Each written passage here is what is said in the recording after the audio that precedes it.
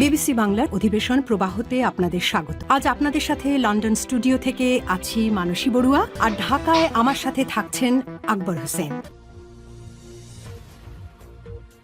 বাংলাদেশের সর্বশেষ গুরুত্বপূর্ণ আপডেট সংবাদ আপনাকে স্বাগত। শুরুতেই সংবাদ শিরোনাম, পরে বিস্তারিত। প্রথমেই জানাবো আমাদের হাতে থাকা সর্বশেষ গুরুত্বপূর্ণ সবথেকে তাজা আপডেট সংবাদ। দাবি আদায়ের ১.৫ বছরে ১১০০-র বেশি সড়ক অবরোধ, শাহবাগ বন্ধ ছিল ৩৫০ দিন।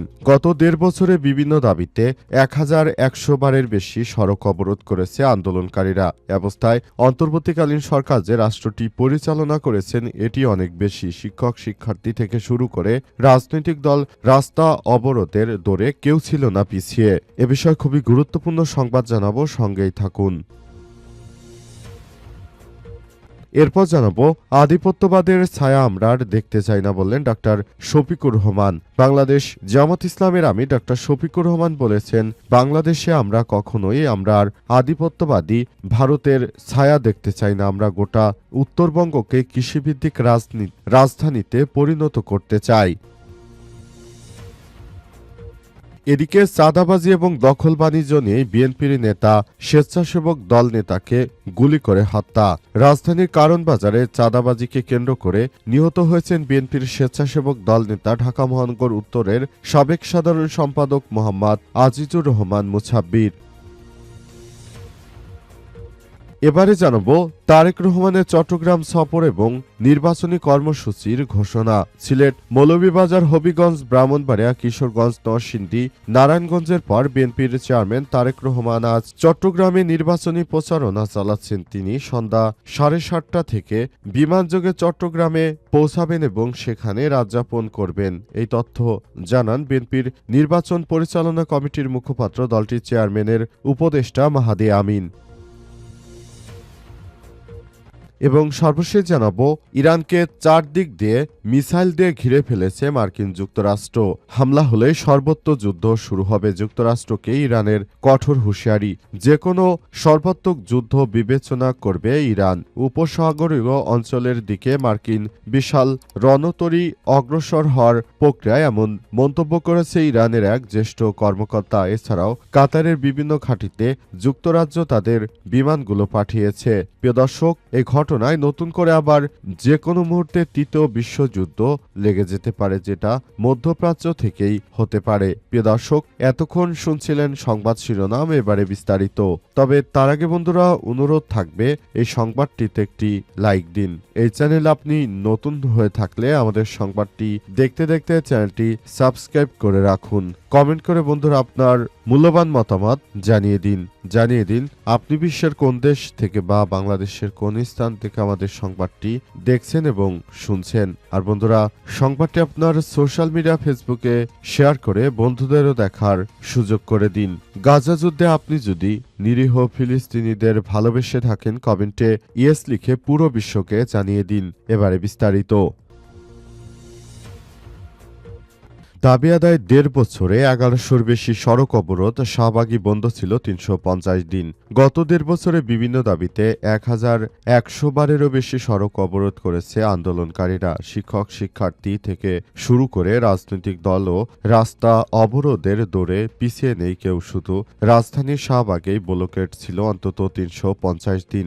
বিশেষজ্ঞদের মতে সরকারের দুর্বলতার সুযোগ নিয়ে চাপ সৃষ্টি করে দাবি আদায়েরই প্রবণতা এসব আন্দোলনের মূল কারণ।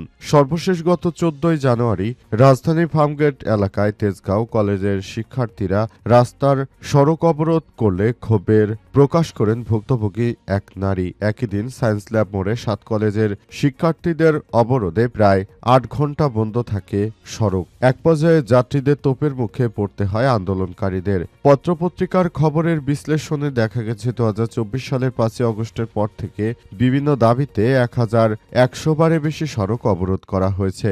যখন তখন রাস্তা আটকে আন্দোলনের কারণে চরম ভোগান্তিতে পড়েছে ঢাকাবাসী। গত ১৭ মাসে সবথেকে বেশি অবরোধের ঘটনা ঘটেছে শাহবাগ এলাকায়। হিসাব অনুযায়ী রাজধানীর অন্যতম ব্যস্ত এই সড়কটি অন্তত ৩৫০ দিন বন্ধ ছিল। সাধারণ মানুষের দুর্ভোগের পাশাপাশি সবচেয়ে বেশি চাপ পড়েছে আইনশৃঙ্খলা বাহিনী। রাজপথের এসব আন্দোলন সামাল দিতে হিমশিম খেতে হচ্ছে হচ্ছে তাদের। এজন্য তারা মূলত এখন পর্যন্ত এই কর্মসূচিগুলো চালু রেখেছে।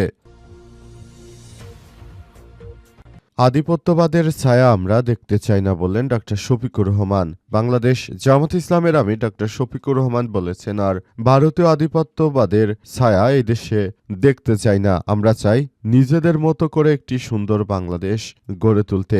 অন্তর্বর্তীকালীন সরকারের প্রধান উপদেষ্টা প্রফেসর ডক্টর মোহাম্মদ ইউনূসের সরকার যে নতুন বাংলাদেশ গড়ে তুলতে চান, সেই নতুন বাংলাদেশ গড়ে তোলার মধ্য দিয়ে আমরা বাংলাদেশটাকে আগামী 12 তারিখে ভোটের মধ্য দিয়ে বাংলাদেশ জামাত ইসলামের হাতে তুলে দিতে চাই। তারা দেশের জন্য বিভিন্ন পরিকল্পনা করেছে এবং সে অনুযায়ী বাংলাদেশ জামাত ইসলাম আসলে আগামীর নতুন বাংলাদেশ গড়ে তুলতে চায় এবং সেজন্যই তারা সেভাবেই কাজ করছে। পুরো বাংলাদেশটা আমাদের, সুতরাং বাংলাদেশের প্রতিটি মানুষকে এখনই এ বিষয় নিয়ে ভাবতে হবে এবং নতুন বাংলাদেশ গড়ে তোলার জন্য তাদের যে অবদান রয়েছে সেই অবদানগুলিকে সবাই একযোগে ভালোভাবে দেখতে হবে বলে মনে করা হচ্ছে।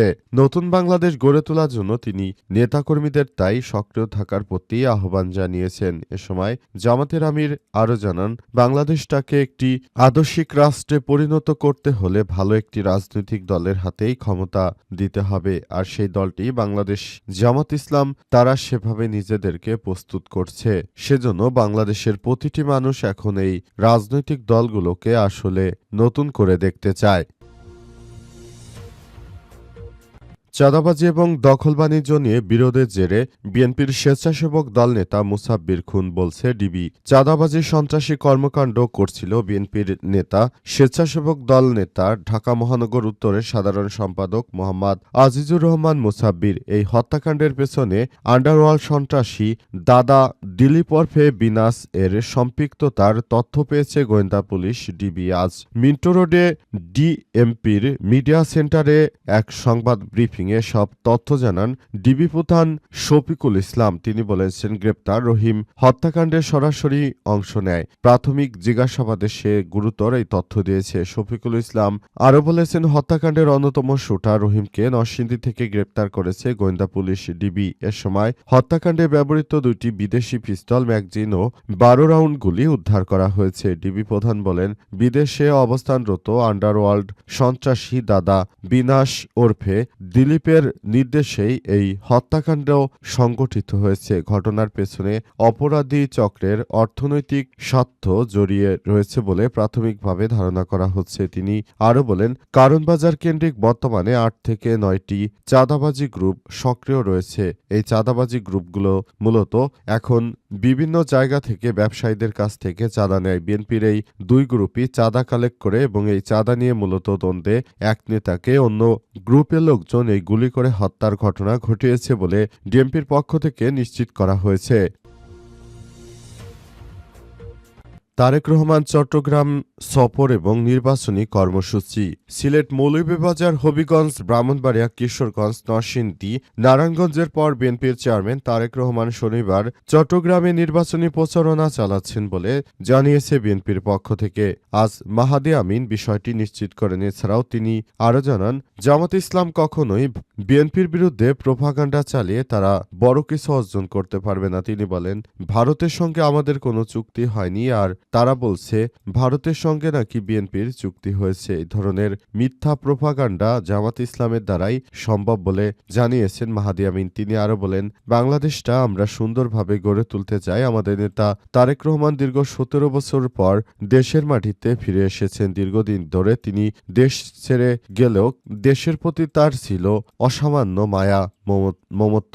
এজন্য তারেক রহমান কিন্তু সবসময় নিজের দেশের কথাই বলেছেন, নিজের রাষ্ট্রের কথাই বলেছেন, নিজের দলকে আগলে রেখেছেন ওই স্বৈরাচারী ঘাতকদের কাছ থেকে কিভাবে তার দলটিকে সুরক্ষিত করা যায়। তারপরও একটি গ্রুপ এখন আমাদের নেতা তারেক রহমানকে ঘিরে নানা রকম মিথ্যা প্রচারণা চালাচ্ছে জামাত। এই জামাতের মিথ্যা প্রচারণায় কেউ পা দেবে না। সবাই মনে করে বাংলাদেশ জামাত ইসলাম আসলে একটি মুনাফিকি রাজনৈতিক দল। তারা মিথ্যাভাবে প্রোপাগান্ডা ছড়াচ্ছে। আমাদের নেতার সঙ্গে ভারতের কোনরূপ কোনো চুক্তি হয়নি, কিন্তু জামাতের পক্ষ থেকে বলা হচ্ছে যে নাকি চুক্তি করা হয়েছে ইত্যাদি নানাবিধ এই বিষয়গুলো সামনে আসছে।